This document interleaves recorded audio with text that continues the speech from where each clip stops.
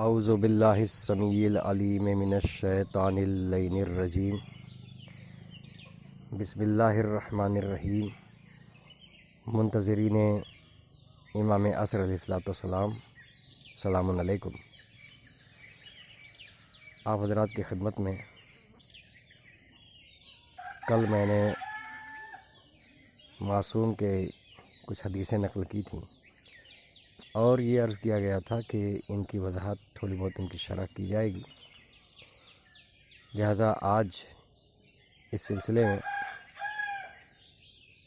وہ حدیث سب سے پہلے آپ کی خدمت میں پیش کروں جو ہمارے 11 امام سے اور بعض روایتوں میں 6 امام سے بھی ہے کہ جب حضرت حجت علیہ السلام کی غیبت کبریٰ ہوگی اور کسی کے لیے بھی امام سے ملاقات کا کوئی ذریعہ، کوئی راستہ نہیں ہوگا، کوئی اجازت نہیں ہوگی کہ کوئی امام سے ملاقات کرے اور اپنے مسائل امام تک پہنچائے، سوالوں کا جواب حاصل کرے، تو ایسے میں قوم کا کیا ہوگا؟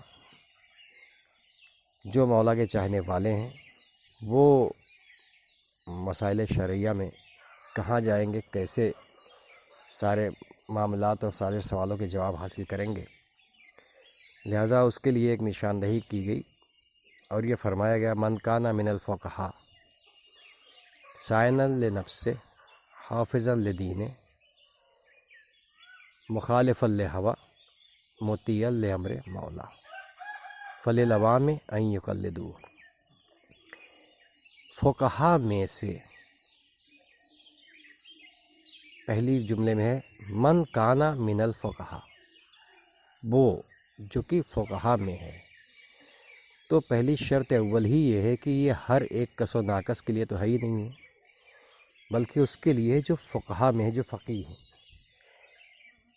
علم فقہ حاصل کرنے والے لوگ جو فقیہ کے درجے پہ فائز ہیں، ان میں بھی سب نہیں بلکہ اس کیٹیگری میں، اس رینک میں آ جانے کے بعد اس سے نیچے کے رینک میں تو کوئی سوال ہی کوئی نہیں ہوگا، کوئی بات ہی نہیں ہوگی کہ ہم اس سے کم درجے کے علماء کی طرف رجوع کریں، علماء کی طرف بات کریں، ان سے بات کریں، نہیں۔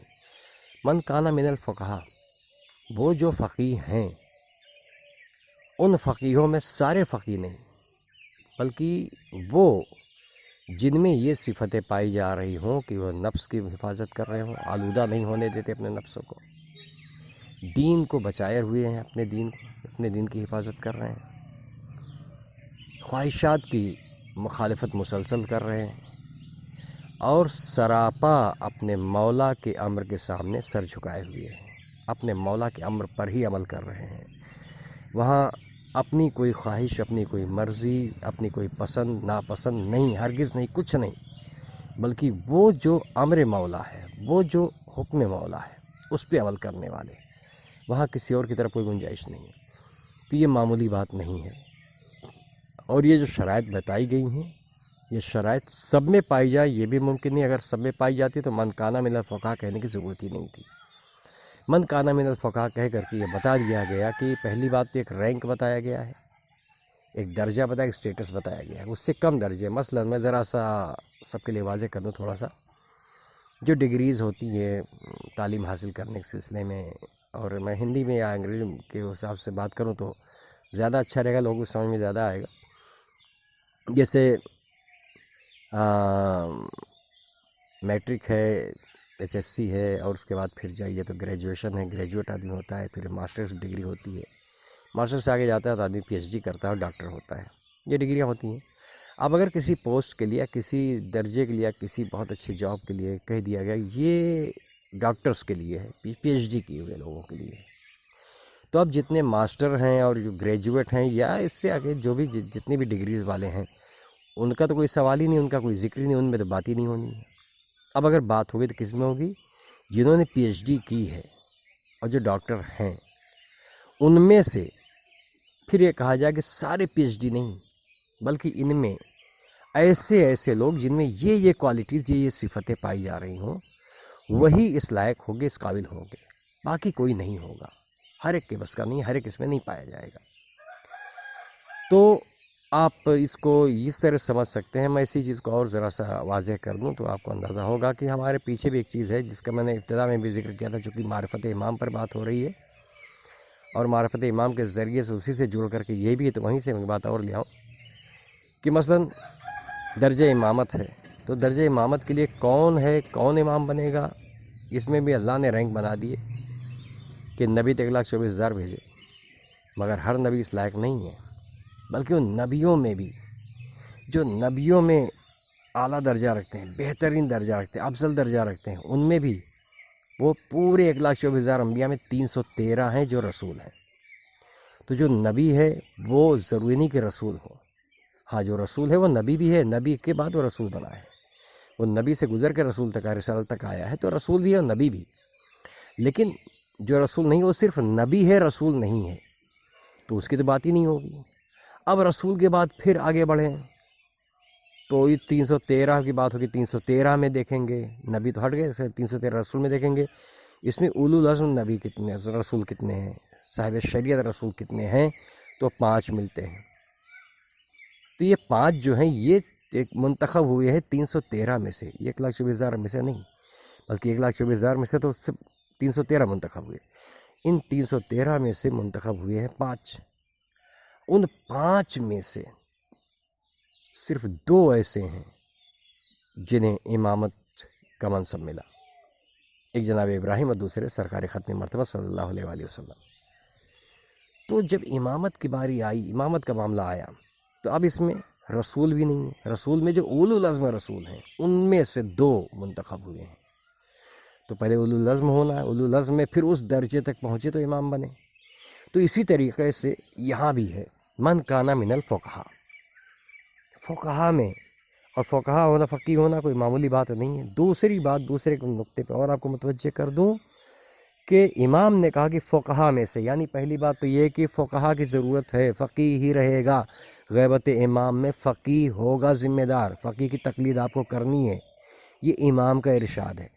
اب اگر امام کو امام مانتے ہو تو ارشاد پر عمل کرنا ہوگا، ورنہ اگر اپنی ہی خواہشات پہ کسی کو چلنا ہے، اپنی مرضی سے چلنا ہے تو وہ اپنی بات ہے، وہ بھی امام کو مانتا ہی نہیں. جو امام کو مانتا ہے اس کے لیے لازم ہو گیا کہ وہ فقیہ کی تقلید کرے، اگر اس کی اہلیت اس میں ہے کہ خود ہی سارے مسائل حل کر سکتا، اس درجے پہ ہو تو بالکل تقلید نہیں کرے. لیکن اگر اس درجے پہ نہیں ہے تو اسے تقلید تو کرنی پڑے گی، بغیر تقلید کے وہ بچ نہیں سکتا. اس لیے کہ اسے امام کا حکم ہے فَلِلْعَوَامِ أَن يُقَلِّدُوا، عوام ہو تو تقلید کرو، ہاں خاص ہو تو کوئی بات نہیں ہے.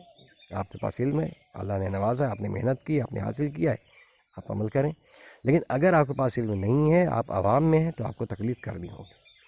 اب دوسری بات یہ کہ فقیہ کا مقام کتنا بلند ہے. فقیہ ہے کیا؟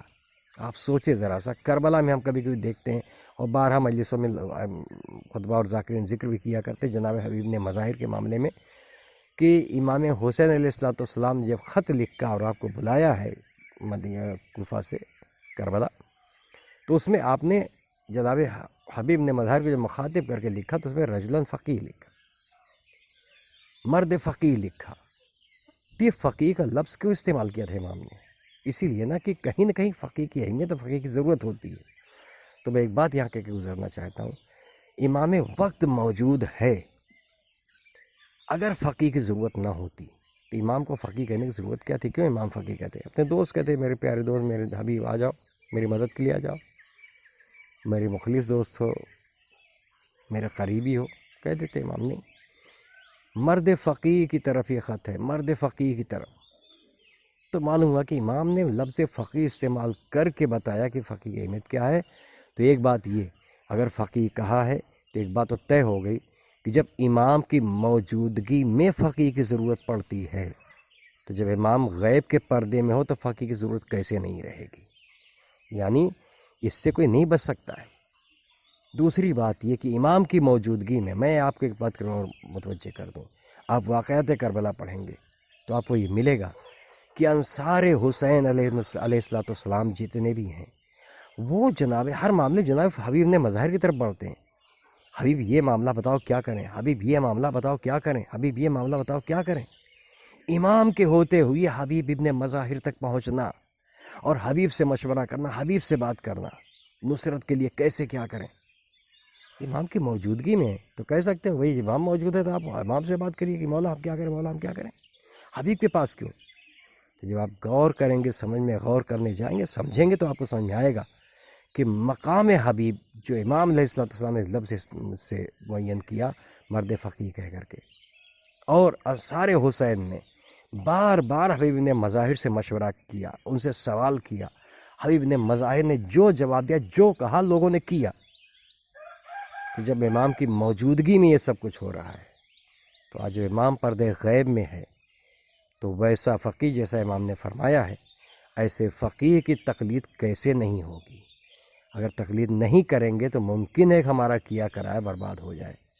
پروردگار عالم سے دعا ہے کہ پروردگار ہم سب کو معرفت حاصل کرنے کی توفیق عطا فرما، اور معرفت حاصل کر کے ویسے عمل کرنے کی توفیق عطا فرما جیسے امام علیہ السلام کے اصحاب و انصار عمل کرتے آئے ہیں، تاکہ ہم بھی اپنے امام علیہ السلام کے ناصروں میں شامل ہو سکیں، شمار کیے جا سکے. وآخر دعوانا ان الحمدللہ رب العالمین.